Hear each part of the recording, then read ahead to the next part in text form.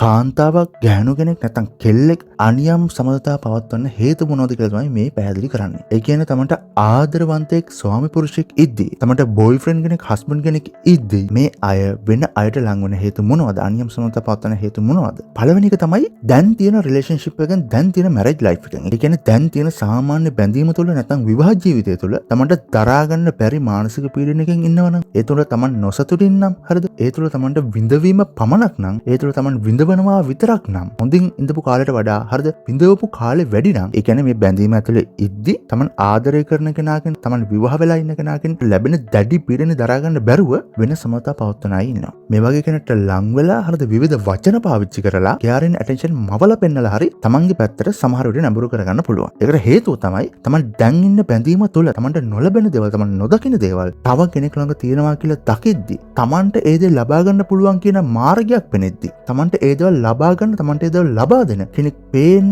ඉන්නවා, අවైలබල් ඉන්නවා කියලා දකිද්දි, දැනෙද්දි ඒකට නැඹුරු වෙන්න තියෙන ප්‍රවණතාවය වැඩි. ඒ තුළ රැඳෙන්න තියෙන ප්‍රවණතාවයක් තියෙනවා. තමන් දැන් ඉන්න බැඳීම තුළින් තමන්ට ඒක ලැබෙනවා නම්, හරිද? තමන්ට මානසික පීඩනයක් නැත්නම්, ඒ මනුස්සයා ටොක්සික් නැත්නම්, ඒ මනුස්සයා ගැළපෙනවා නම්, තමන්ව තේරුම් ගන්නවා නම්, හරිද? අවශ්‍ය කෙයාරින් ඇටෙන්ෂන් හරි තැන දෙනවා නම්, පොසිටිව්ස් නෙගටිව්ස් කම්පැරිසන් එකක් කරාට පස්සේ සැලකිය යුතු කාලයක් තමන් සතුටින් නම්, සාමාන්‍යයෙන් මගේ බැඳීම ඇතුළේ, මගේ විවාහ ජීවිතයේ ඇතුළේ මම සතුටින්, මට ප්‍රශ්නයක් නෑ, අපි හොඳින් ඉන්නවා. ඒ ලෙවල් එකකින් තමන්ට ඉන්න පුළුවන් නම්, ඒ විදිහේ මානසිකත්වයක් තියෙනවා නම්, වෙන අයට ඒ හිස්තැන් වහන්න එන්න විදියක් නෑනේ. මොකද තමන්ට දැනටමත් ඒ දේවල් ලැබෙනවා. හැබැයි මේ දේවල් ලැබෙන්නේ නැති කාන්තාවකට